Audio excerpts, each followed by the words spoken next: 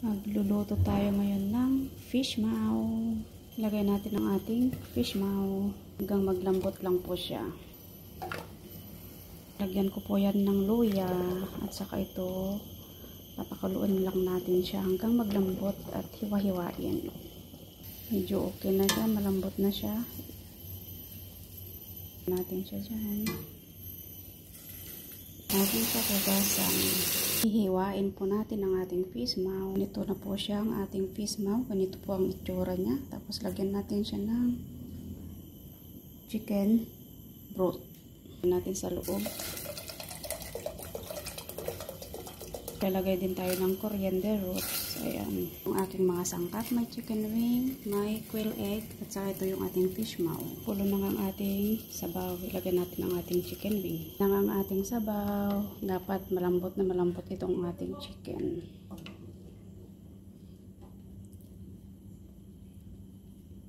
Medyo ayos-ayos na ang ating chicken wing. Okay na siya. Natin ang ating fish maw. Yan po.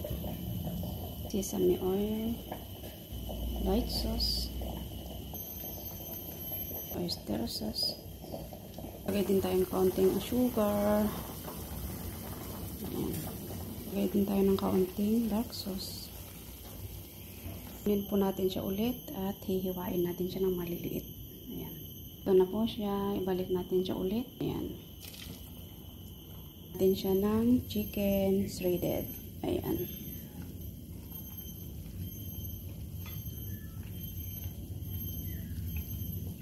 Kompleto na po yan.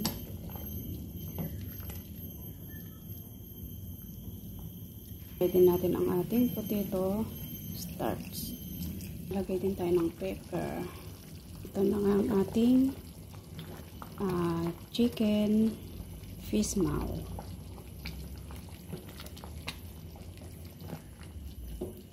Depende po sa inyo kung gusto nyong lagyan siya ng vinegar. Ayan. Saka lagyan natin ng quail egg. Ayan. Ito na po ang ating chicken fish maw soup. Ayan. Ayan. Ayan. Lagyan yan. Natin siyang shredded chicken. Quail egg. Din natin siya ng black pepper. Ito, lagyan na natin siya ng coriander leaves. Ayan. Pwede na tayong kumain.